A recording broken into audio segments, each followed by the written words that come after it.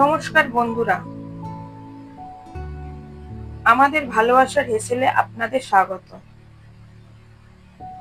আজকের নতুন একটা রেসিপি নিয়ে চলে এসেছি আপনাদের সঙ্গে শেয়ার করতে। লাউয়ের খোসা বাটা আপনারা সবাই খেয়েছেন। লাউয়ের খোসা ভাজা কে কে খেয়েছেন আমাকে কমেন্ট করে জানাবেন। আজকের আমি সেই রেসিপিটা করতে চলেছি। আর যদি খেয়ে থাকেন তাহলে কেমন লাগছে সেটাও কমেন্ট করে জানাবেন।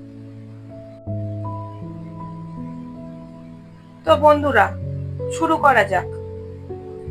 এই যে লাউয়ের খোসা কুচানো আমি ভালো করে ধুয়ে সিদ্ধ করে বাটিতে নিয়ে নিয়েছি। এই যে তেল, দুটো শুকনো লঙ্কা, কালো জিরে অল্প, চিনি, নুন, হলুদ, এগুলো স্বাদ মতন লাগবে। তবে এবার গ্যাসটা অন করা যাক। তো বন্ধুরা, গ্যাসটা অন করা যাক।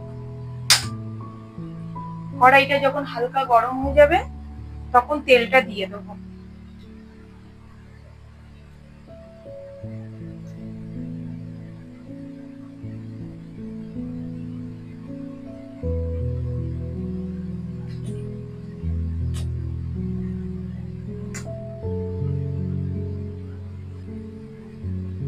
তেলটা একটু গরম হলে দুটো শুকনো লঙ্কা যেটা নিয়েছিলাম ওইটা দু টুকরো করে কড়াই দিয়ে দেব।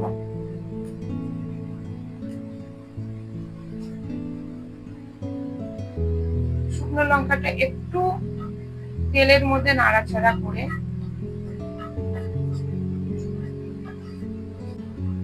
তার মধ্যে কালো জিরেটা দিয়ে দেব।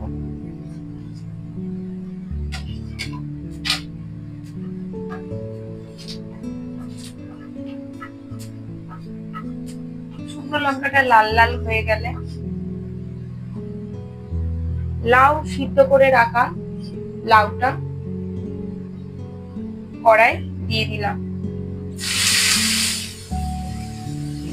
সিদ্ধ করা লাউয়ের মধ্যে দু তিনটে কাঁচা লঙ্কা দিয়ে আমি সিদ্ধ করেছিলাম, আর অল্প একটু নুন।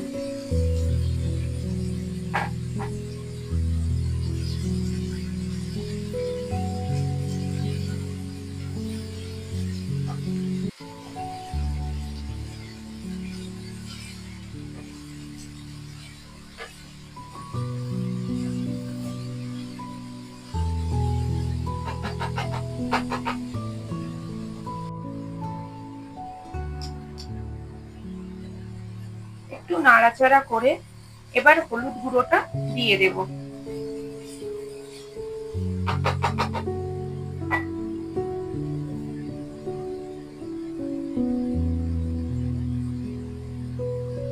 এক চামচের 4 ভাগের 1 ভাগ আমি হলুদ দেব।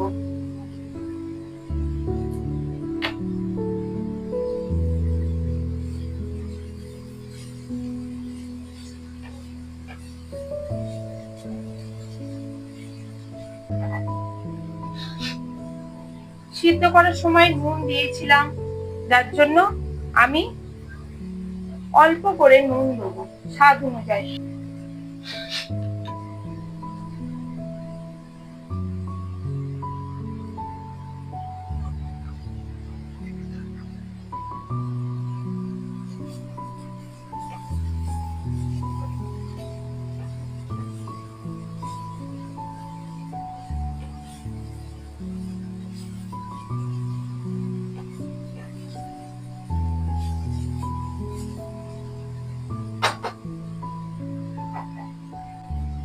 আমাদের লাউটা সিদ্ধ করা আছে বলে ওই জন্য আমাদের ঢাকা দেওয়ার কোনো দরকার নেই। যেহেতু সিদ্ধ করা বেশিক্ষণ টাইমও লাগবে না।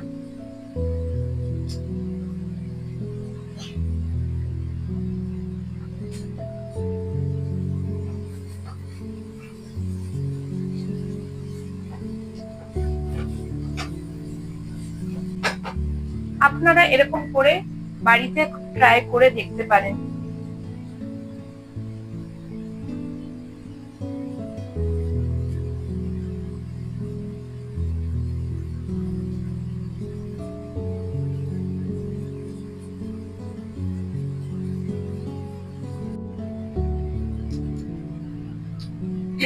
দেখুন আমার খোসা ভাজাটা প্রায় হয়ে গেছে।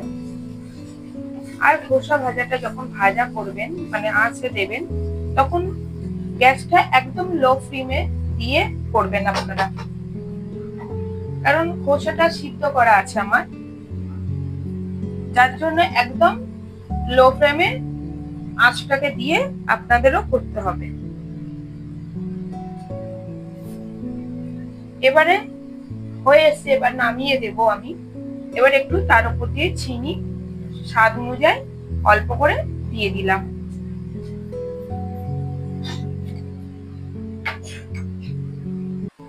এবারে এটাকে নাড়াচাড়া দিয়ে এবারে আমি গ্যাসে ফ্লেমটাকে অফ করে দেব।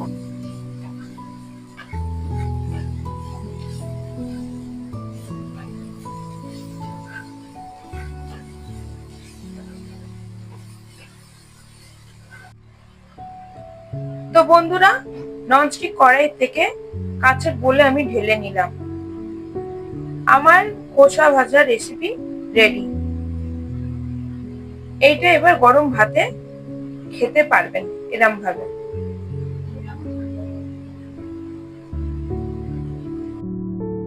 আপনাদের যদি ভিডিওটি ভালো লেগে থাকে তাহলে অবশ্যই লাইক, কমেন্ট, শেয়ার করে চ্যানেলটি সাবস্ক্রাইব করে দেবেন এবং বেল আইকনটি ক্লিক করে দেবেন আরও নতুন নতুন মজাদার রান্নার ভিডিও পাওয়ার জন্য।